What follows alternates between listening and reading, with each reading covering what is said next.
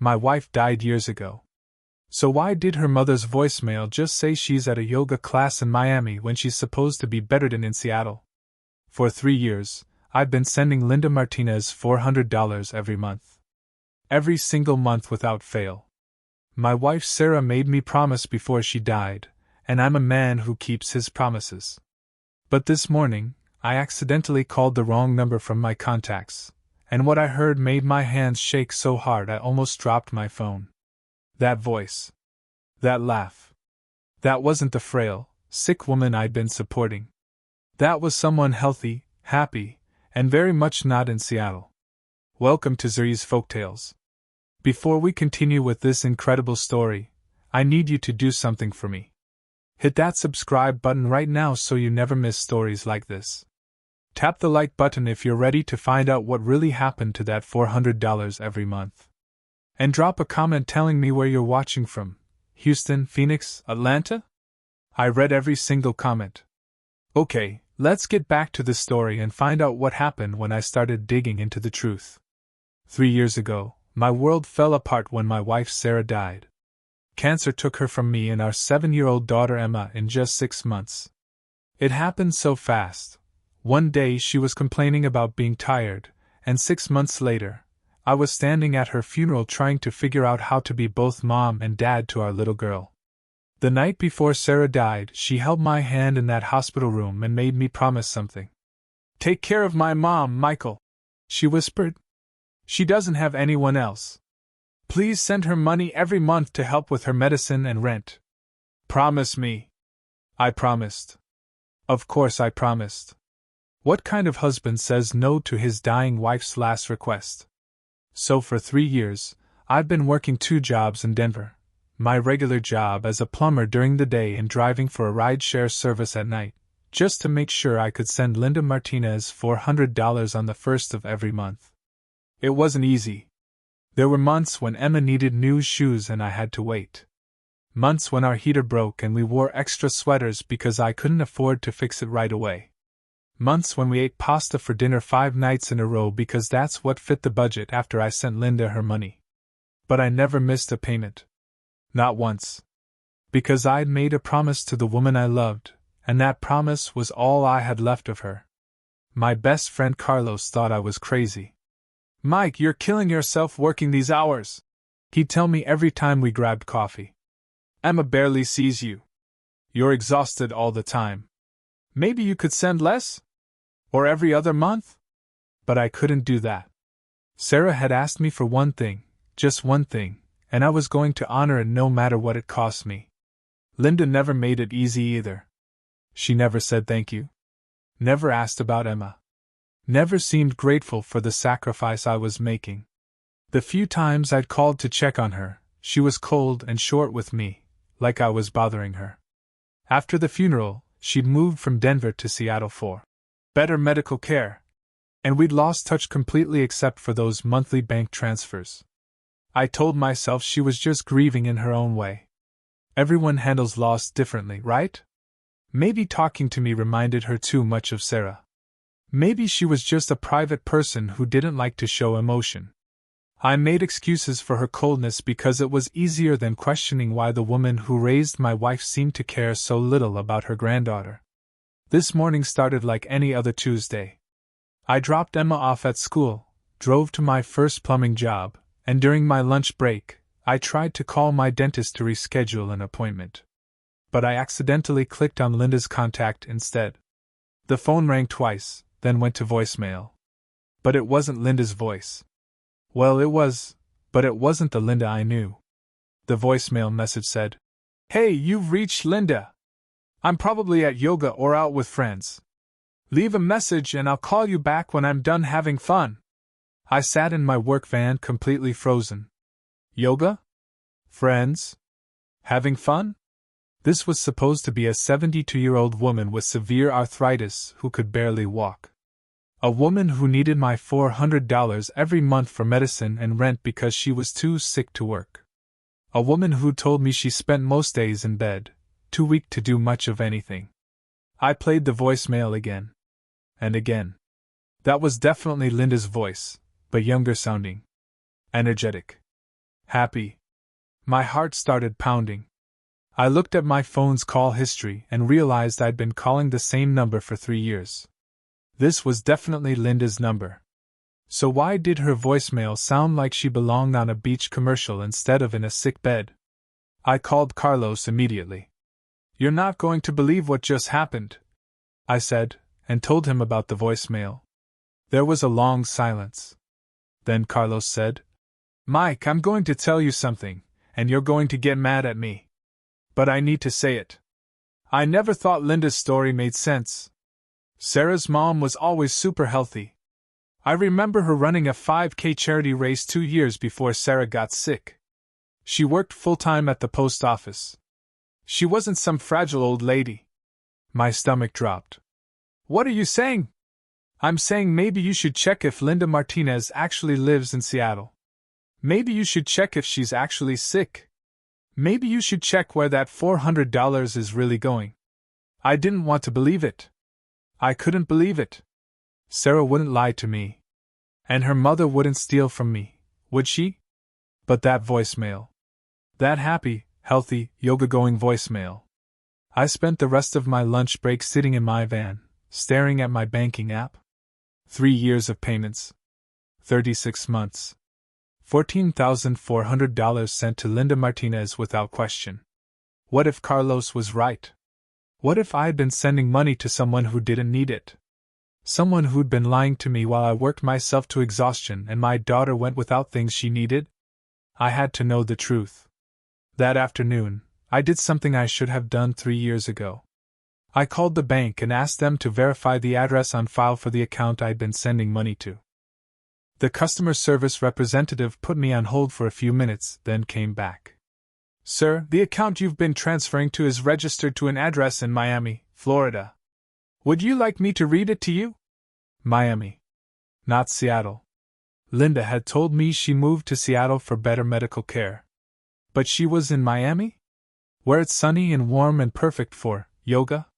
"Yes, please read me the address," I said, my hand shaking as I wrote it down. The address was for something called Ocean View Luxury Apartments. Luxury apartments. I was sending $400 a month to someone living in luxury apartments while my daughter and I were eating pasta 5 nights a week. When I picked Emma up from school that day, she was excited because her class was going on a field trip to the Science Museum next month. "It costs $25, Dad. Can I go? Please?" I looked at my beautiful daughter with her missing front tooth and messy ponytail, and something inside me cracked. I'd been telling her we couldn't afford little things, a new backpack, art supplies, the school field trip, while sending money to Miami for someone who apparently didn't need it. "Of course you can go, sweetheart," I said. "We'll figure it out." That night, after Emma went to bed, I sat at my kitchen table with my laptop and did what I should have done a long time ago. I started investigating. I found Linda Martinez on social media. It took me a while because she'd blocked me years ago, which should have been a red flag, but I created a fake account and searched for her. What I found made me feel sick. Her profile was full of photos. Linda at the beach. Linda at fancy restaurants. Linda on a boat. Linda at what looked like a very expensive resort. In every photo, she looked healthy, happy, and definitely not like someone who could barely get out of bed. The most recent photo was from 2 days ago, Linda in workout clothes, making a peace sign at the camera with the caption, "Best yoga class ever! #blessed, #living my best life, #Miami vibes." I zoomed in on the photo. She was wearing designer sunglasses. Expensive-looking jewelry. Behind her was a view of the ocean from what looked like a very nice apartment balcony. This was the woman I'd been sending $400 to every month. This was the woman I'd been sacrificing for. This was the woman who'd let me work 2 jobs and struggled to support my daughter while she lived in luxury in Miami. I felt like I couldn't breathe. The room started spinning. 3 years. 3 years of lies. But it got worse. I scrolled through more photos and found something that made my heart stop completely. A photo from 18 months ago, right in the middle of when I'd been sending her money. Linda was at what looked like a cruise ship, holding a drink with a little umbrella in it. The caption read, "Thank you to my wonderful daughter for treating me to this amazing cruise. Hashtag best daughter ever, hashtag Caribbean cruise, hashtag grateful. My wonderful daughter." Sarah had been dead for a year and a half when this photo was posted. I clicked on the comments. Several people had commented things like, "Your daughter is so generous," and "You raised her right." Linda had responded to one comment, "I'm so blessed to have such a successful daughter who takes care of me." My hands were shaking so hard I could barely hold the mouse. I clicked on the tagged photos and found more pictures from the cruise. And in several of them, there was another woman. Younger, maybe in her 30s, with dark hair and a bright smile. A woman who looked a lot like Sarah. I zoomed in on one of the photos. The woman had her arm around Linda, both of them laughing at something. I couldn't see her face clearly, but something about her was familiar. The way she stood. The way she tilted her head. No. It couldn't be. Sarah was dead. I'd been at her funeral. I'd watched them lower her casket into the ground. I'd cried over her grave 100 times. But this woman looked so much like her. I spent the next hour going through every photo I could find, and I kept seeing this same woman in pictures with Linda. At restaurants. At parties. On vacation. Always smiling. Always healthy looking. The most recent photo with both of them was from 4 months ago. They were at what looked like a fancy birthday party, with a caption from Linda that read, "Celebrating my beautiful daughter's birthday. So proud of the amazing life she's built." I grabbed my phone and called Carlos. It was almost midnight, but I didn't care. "Carlos, I need you to tell me I'm crazy," I said when he answered. "I need you to tell me I'm seeing things that aren't there because I'm upset." "What's going on, Mike?" "I found Linda's social media. She's been lying about being sick. She lives in Miami in a luxury apartment.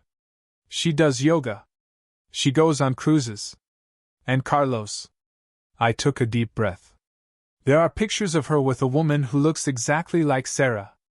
Silence on the other end. "Carlos? Mike, I'm coming over. Don't do anything until I get there." 20 minutes later, Carlos was sitting at my kitchen table, looking at the photos on my laptop. "That does look like Sarah," he said quietly. "But Mike, that's impossible. We were both at her funeral."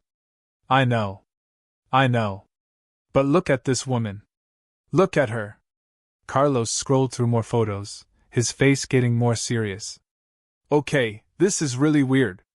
Even if it's not Sarah, and it can't be, why is Linda posting all this stuff about her daughter when her daughter is supposed to be dead? Why is she pretending to be sick when she's clearly not? And why are you sending her money when she obviously doesn't need it? I don't know. But I'm going to find out." Carlos looked at me with worry in his eyes. "How?" I pulled up a travel website. "There's a flight to Miami tomorrow afternoon. I'm going to use some vacation days and go see Linda Martinez in person. I'm going to knock on her door at those luxury apartments and ask her to explain what's going on. Mike, maybe you should go to the police first. If this is some kind of fraud, I need to see her face when I ask her about this. I need to know if she's going to keep lying to me or if she's going to tell me the truth." I looked at Carlos. "Can Emma stay with you and Maria for a few days?" "Of course. But Mike, please be careful.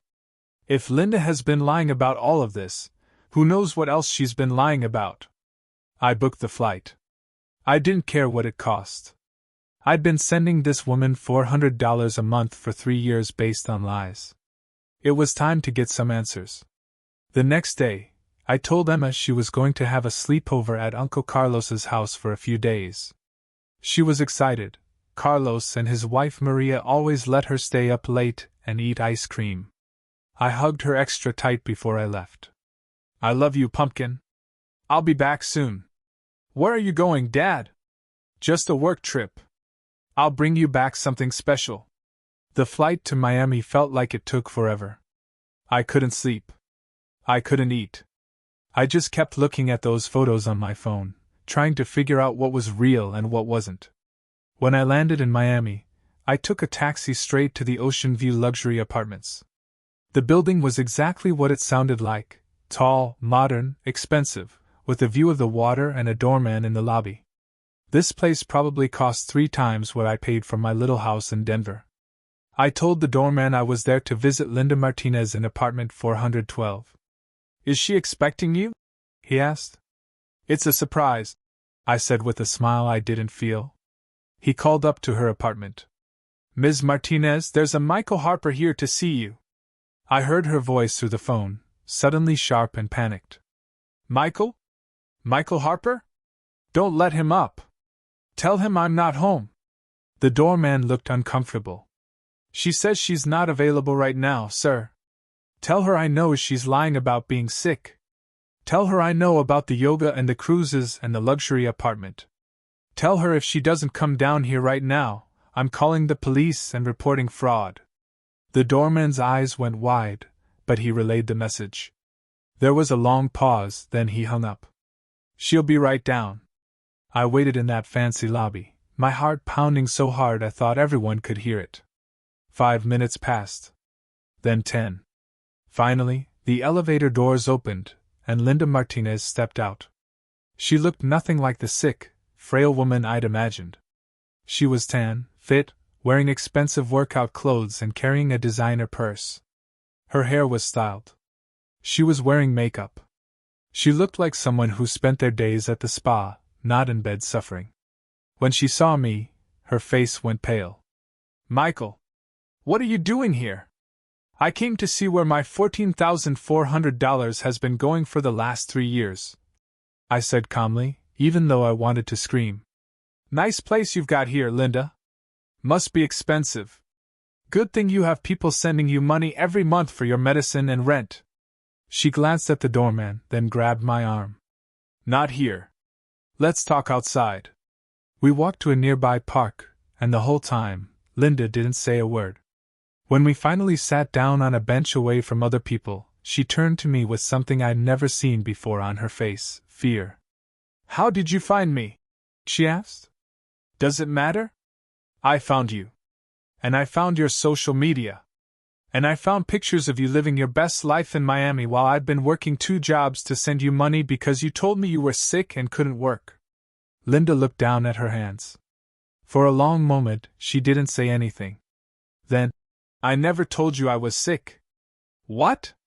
"I never told you I was sick, Michael. Sarah told you that. She told you I needed help. She told you to send me money. But I never asked you for anything." My head was spinning. "So you're saying Sarah lied to me?" "I'm saying..." Linda took a deep breath. "I'm saying things are more complicated than you know." "Then explain it to me. Explain why I've been sending you $400 every month when you clearly don't need it. Explain why you're living in a luxury apartment in Miami. Explain those photos of you with a woman who looks exactly like my dead wife." Linda's face went even paler. "You saw those photos? Answer the question, Linda." She stood up suddenly, and for a second I thought she was going to run. But instead, she just stood there, staring out at the water, her hands shaking. When she finally spoke, her voice was barely a whisper. "That woman in the photos, she's my daughter. Your daughter is dead, Linda. I was at her funeral. I held Emma while she cried for her mother. I watched them put Sarah in the ground." Linda turned to look at me, and there were tears in her eyes. Real tears. "No, Michael. You didn't." The world stopped moving. Cars kept driving by. People kept walking past. Birds kept chirping in the trees. But for me, everything just stopped. "What did you just say?" My voice didn't sound like my own. Linda sat back down on the bench, and she suddenly looked every bit of her 72 years. Tired. Worn down. Guilty. "The woman you buried wasn't Sarah," she said quietly. "Sarah is alive, Michael. She's been alive this whole time." I couldn't breathe. My chest felt like someone had parked a truck on it. "That's impossible. I saw her. I was with her when she died. The doctors told me." "The doctors told you what Sarah paid them to tell you?" Linda's voice was flat, emotionless, like she was reading from a script. She planned the whole thing for months. The fake cancer diagnosis. The fake treatments. The fake death certificate. All of it. No. I stood up, backing away from her. No, you're lying. This is insane. People don't just fake their own deaths. That's something from movies, not real life. Sit down, Michael. Please. You came all this way for the truth. Let me give it to you. I didn't want to sit. I wanted to run. I wanted to wake up from this nightmare. But my legs felt weak, so I sat back down, my hands gripping the edge of the bench so hard my knuckles turned white. Linda took a deep breath. 3.5 years ago, Sarah came to me crying. She said she felt trapped in her life. Trapped in Denver, trapped being a mother, trapped being a wife. She said she loved you and Emma, but she felt like she was drowning.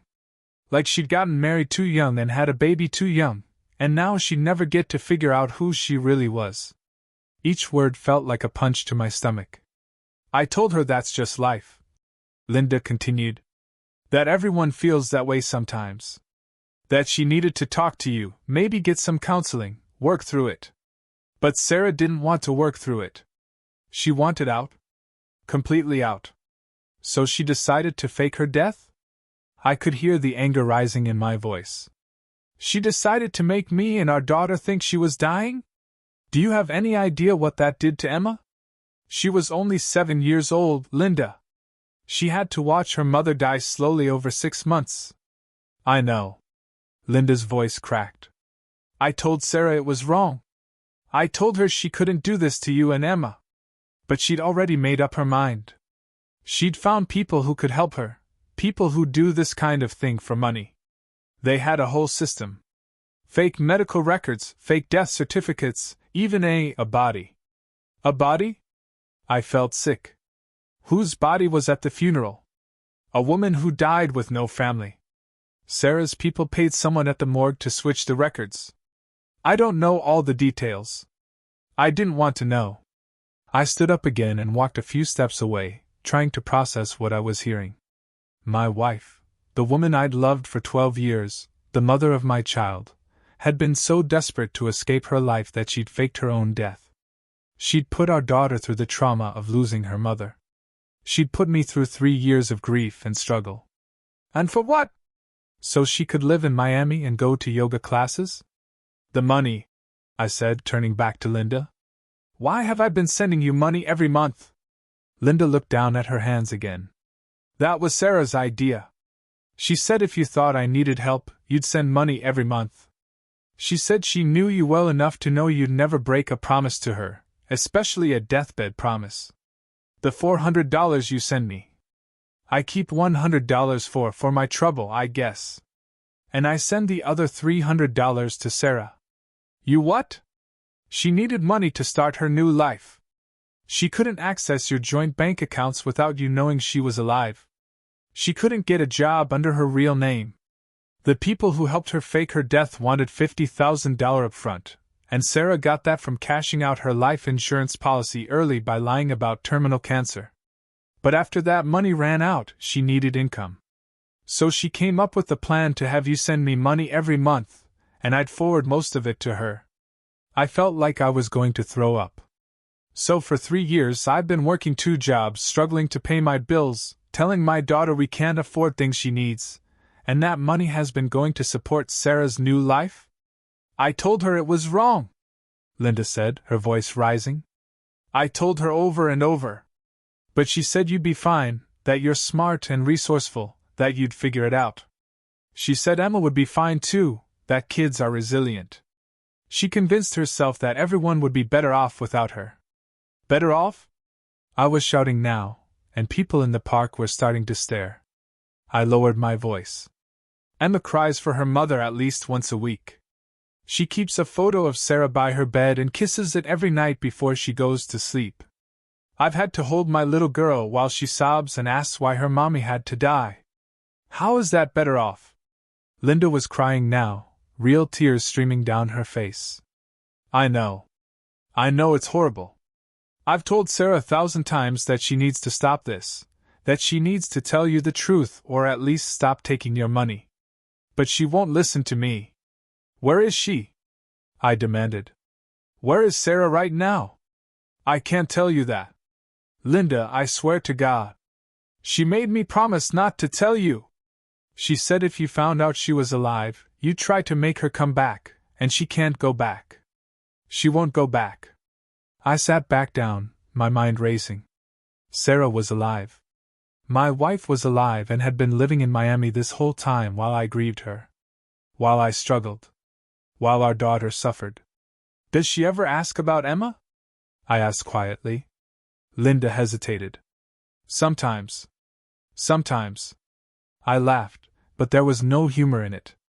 Our daughter thinks her mother is dead, and Sarah asks about her sometimes. She says it's better this way. That Emma will grow up stronger without her. That you're a good father and Emma doesn't need her. That's not her decision to make. I stood up again, pacing. You don't get to decide your daughter is better off without you and then just disappear. That's not how being a parent works. I know, Michael. I know. But what can I do? Sarah is my daughter. I can't force her to do the right thing. But you can help her steal from me? You can take my money every month knowing I'm struggling to make ends meet? How could you do that, Linda? How could you look at yourself in the mirror? Linda's face crumpled. Because she's my daughter, and she said if I didn't help her, I'd never see her again. She said I could either be part of her new life or lose her forever. What would you do, Michael? If Emma asked you to choose between her and doing the right thing? I wanted to say I'd do the right thing. I wanted to say I'd never help my daughter hurt someone else. But looking at Linda's broken face, I understood. Parents do terrible things for their children. Even when they know it's wrong. I need to see her, I said firmly. I need to talk to Sarah face to face. She won't see you. I don't care what she wants anymore. She gave up the right to make decisions when she faked her death and abandoned our daughter. You're going to tell me where she is, Linda, or I'm going to the police. I'm going to report fraud. I'm going to tell them everything, the fake death, the money transfers, all of it. And you'll go to jail for helping her. Linda looked terrified. You wouldn't. Watch me. I've been played for a fool for 3 years. I'm done. Either you help me get the truth, or I make sure everyone faces the consequences of what they've done. We sat in silence for a long minute. Finally, Linda pulled out her phone. She lives about 20 minutes from here, she said quietly. But Michael, she's not the same person you remember. She's changed. Her name is different now. Her whole life is different. What's her name now? Rachel Bennett. She works at a real estate office. She has a boyfriend. Of course she did. Of course Sarah had moved on completely while I was still grieving the woman I thought I'd lost. Linda gave me the address, and I called a taxi. Before I left, I turned back to her. You should be ashamed of yourself, I said. Not just for lying to me, but for letting your daughter become the kind of person who would abandon her own child. You raised her. This is partly your fault too. Linda just nodded, tears still streaming down her face. The taxi ride to Sarah's apartment felt like driving to my own execution. Every block that passed, I felt more and more anxious. What would I say to her? What would she say to me? Would she even let me in? The apartment building was nice but not as fancy as Linda's. It was one of those modern complexes with a pool and a gym. I found apartment 3B and stood outside the door for a full minute before I could make myself knock. A woman's voice called out, "Just a second!" Then the door opened, and there she was. Sarah. My wife. Emma's mother. The woman I'd mourned for 3 years. She looked different. Her hair was shorter and blonde instead of dark brown. She'd lost weight. She was wearing clothes I'd never seen before, stylish, expensive looking. But it was definitely her. Those were her eyes. Her hands. Her voice when she gasped and said, "Oh my God!"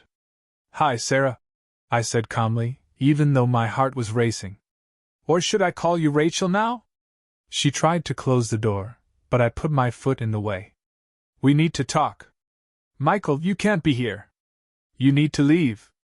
I'm not going anywhere until you explain to me how you could do this. How you could put Emma through losing her mother. How you could make me grieve you for 3 years while you were living here playing house with a new name and a new life. Please, she whispered, glancing nervously down the hallway. Not here. My boyfriend might come home. I don't care about your boyfriend. I care about our daughter, who cries herself to sleep asking why her mommy had to die. Sarah's face went pale. For a second, I thought I saw real guilt in her eyes. Then she stepped back and let me in. The apartment was small but nice. There were pictures on the walls, Sarah, or Rachel, on vacation, at parties, with a tall man who must be the boyfriend. There wasn't a single picture of Emma. How did you find me? Sarah asked, her voice shaking. I called your mother by accident and heard her voicemail. She didn't sound very sick, so I started investigating. Found her on social media. Saw pictures of you two together. It wasn't that hard once I started looking. Sarah sat down on her couch and put her head in her hands. I knew this would happen eventually. I told my mom to be more careful. Be more careful? I couldn't believe what I was hearing. That's what you're worried about. Not the fact that you faked your death? Not the fact that you abandoned your daughter? Not the fact that you've been stealing $300 a month from me while I work myself to death? I didn't think of it as stealing. I needed that money to survive. You could have gotten a divorce, Sarah. Like a normal person. You could have left if you were so unhappy. You didn't have to make Emma think her mother died. I couldn't do that, Sarah said, and now she was crying. If I just left, you would have fought for custody. You would have made it messy and complicated. Everyone in Denver would have judged me. My friends, my family, everyone would have thought I was a terrible mother for leaving my daughter. So instead, you made everyone think you were dead? How is that better? Because dead people don't get judged. Dead people get sympathy. Everyone felt sorry for you and Emma, but nobody blamed me. Nobody called me a bad mother. I got to leave without being the villain. I stared at her, truly seeing her for the first time. This wasn't the woman I'd married. That woman had been kind and loving. This woman was selfish and cruel. Except you are the villain, Sarah. You are a bad mother. Good mothers don't abandon their 7-year-old daughters. They don't make their children suffer through grief because they're too cowardly to have an honest conversation. Don't you dare judge me. Sarah stood up, her sadness turning to anger. You have no idea what it's like to feel trapped. I got married at 23 because I got pregnant. I never got to travel or have adventures or figure out who I was. Every day I woke up feeling like I was suffocating. Like my whole life had been decided for me and I didn't get a choice. So you chose to fake your death instead of going to therapy? Instead of talking to me about how you felt? You wouldn't have understood. You were always happy with our simple life. You were content being a plumber in Denver, living in a small house, doing the same thing every day. But I wanted more. I wanted excitement and freedom and a chance to be someone other than Emma's mom or Michael's wife. Every word felt like a betrayal. Did you ever actually love me? Or was our whole marriage just you feeling trapped? Sarah looked away. I did love you. I think. But not enough to stay. The honesty hurt worse than any lie could have. What about Emma? I asked. Do you love her? Sarah's face softened a little. Of course I love her. She's my daughter. Then how could you do this to her? Do you know what it's been like watching her grieve you? She wrote you letters for months after you died. She put them in a special box because she thought maybe somehow you could read them in heaven. She made me take her to your grave on Mother's Day to leave flowers. She asked me every night for a year if I thought you could see her from heaven and if you were proud of her. Tears were streaming down Sarah's face now. Stop. Please stop. No. You need to hear this. You need to understand what you did. Emma has nightmares about losing me too. She gets panic attacks when I'm late picking her up from school because she's terrified I'll die just like you did. She's in therapy, Sarah. Our 8-year-old daughter is in therapy because her mother faked her death. I thought she'd be fine." Sarah was sobbing now. "Kids forget things. I thought after a few months she'd move on and forget about me. She's not going to forget her mother. That's not how it works. You can't just erase yourself from your child's life and expect her to be okay." We sat in silence for a moment, both of us crying. Finally, I wiped my face and asked the question I needed answered. "Why did you make me send money to Linda every month? If you wanted to disappear, why not just disappear completely? Why keep taking from me?" Sarah looked ashamed. "The people who helped me fake my death took almost all my money. After I paid them and set myself up with a new identity, I barely had anything left. I couldn't get a real job at first because I needed time to establish my new identity. I needed money to survive. And I knew you'd send it if you thought you were helping my mom. So you used my love for you against me. You used the promise you made me make on your fake deathbed to steal from me for 3 years. I always planned to stop. Once I got on my feet, once I got a real job, I was going to tell my mom to tell you she didn't need the money anymore. But then, I don't know. It just kept going. And you never questioned it, so I figured you could afford it. I couldn't afford it, Sarah. I've been working 2 jobs.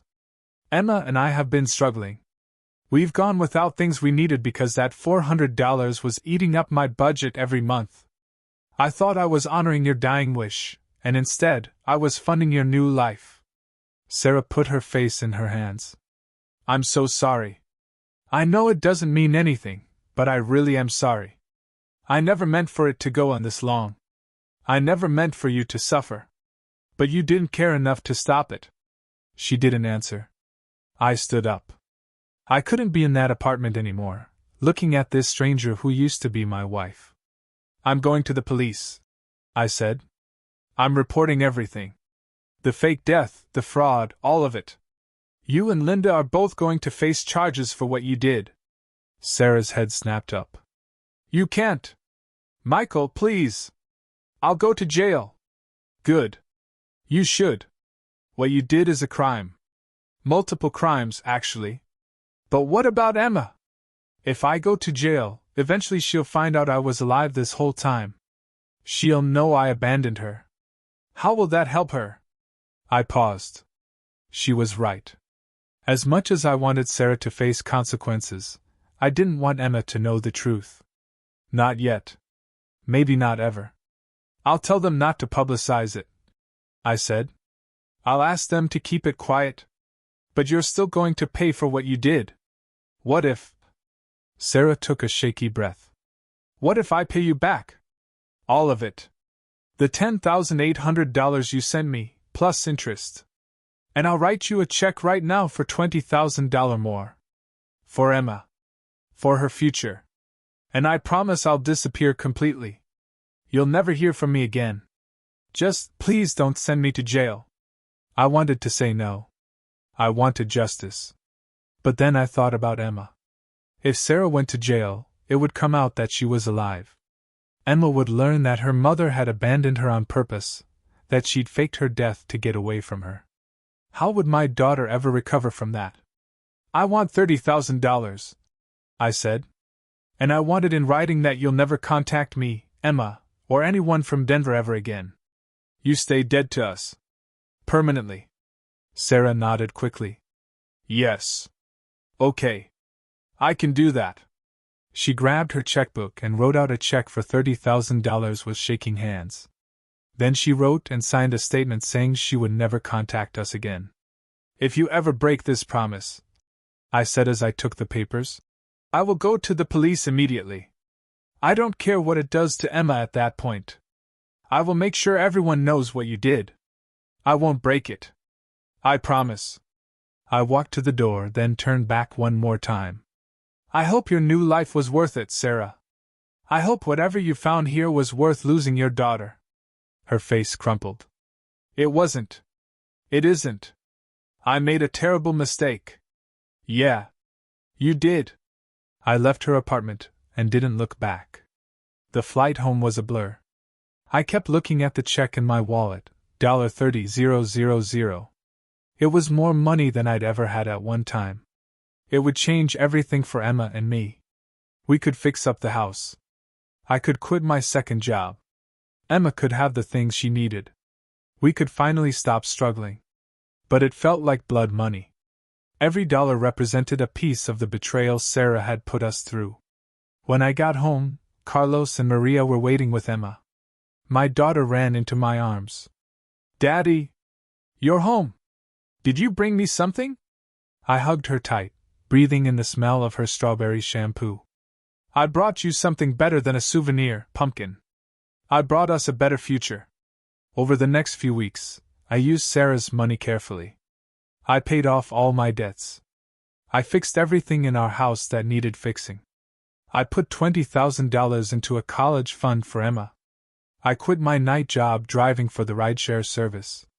And for the first time in 3 years, I took Emma on a real vacation, just a weekend trip to a theme park. But she was so excited she could barely sleep the night before. I never told Emma the truth about her mother. Maybe someday, when she's older, I'll explain everything. But for now, she still believes her mother died of cancer. She still kisses Sarah's photo every night before bed. And I let her, because that innocent grief is easier for a child to handle than the truth that her mother chose to leave her. I thought about going to the police anyway, despite the deal I'd made with Sarah. But every time I considered it, I thought about what it would do to Emma. So I let it go. I took the money, and I let Sarah stay dead to us. Linda called me a few times after I got back to Denver, but I never answered. Eventually, she stopped trying. I blocked her number and deleted every contact I had with the Martinez family. A year later, I met someone new. Her name was Jennifer, and she was a teacher at Emma's school. She knew about Sarah's death and was patient with my trust issues. We took things slow, but eventually she became a part of our lives. Emma loved her, and for the first time since Sarah left, I felt like maybe I could be happy again. Sometimes I wonder what Sarah is doing in Miami. If she's still with that boyfriend. If she ever thinks about Emma. If she regrets what she did. But mostly, I try not to think about her at all. The woman I married died 3 years ago. Not from cancer, but from selfishness and cowardice. The woman living in Miami under the name Rachel Bennett is a stranger to me. She has nothing to do with the life Emma and I have built. About 2 years after I found out the truth, Emma came home from school excited about a project. "Dad! We have to make a family tree for school. Can you help me?" We sat at the kitchen table with poster board and markers, drawing branches for all our relatives. When we got to the branch for her mother, Emma carefully wrote, "Sarah Harper," and then drew a little angel next to it. "Do you think Mom would be proud of me?" she asked, looking up at me with those big eyes that looked so much like Sarah's. I thought about the woman in Miami who had thrown away the chance to know this amazing kid. The woman who had chosen her own freedom over watching her daughter grow up. "Your mom would be so proud of you, sweetheart," I said, and I meant it. Because the Sarah I had married, the woman I thought I knew before she became someone else, would have been proud. That version of Sarah would have loved to see Emma become such a smart, kind, resilient person. "I miss her," Emma said quietly. "I know, baby. I miss her too." And in that moment, it was true. I did miss her, or at least I missed who I thought she was. I missed the life I thought we had. But I didn't miss the reality of who Sarah actually turned out to be. That night, after Emma went to bed, I took out the box where I'd kept all the important papers from Sarah's fake death. The death certificate, the funeral bill, the sympathy cards people had sent. And I added one more thing, the check stub from the $30,000 she'd given me and the signed statement promising never to contact us again. Then I closed the box and put it in the back of my closet. Maybe someday I'd tell Emma the truth. Maybe someday she'd need to know. But until that day came, I would let her keep her memories of a mother who loved her, even if that mother never actually existed. The next morning, I woke up to Emma singing in the kitchen as she made herself cereal. The sun was shining through the windows of our little house, the house I now owned free and clear thanks to Sarah's guilt money. I didn't have to rush off to a second job. I could actually spend the morning with my daughter before school. "Dad, can we get pancakes this weekend?" Emma asked. "The kind with chocolate chips?" "Sure, pumpkin. We can do that." She smiled, and in that smile, I saw our future. A future without lies. Without struggling to honor fake promises. Without sending money to support someone else's betrayal. I had spent 3 years being a fool, sending $400 every month to support a lie. But those days were over. Sarah was dead to us. And we were finally free to live. The end. If this story touched your heart, please like this video, subscribe to our channel, and share it with someone who needs to hear it today. Leave a comment telling us what you learned on this story,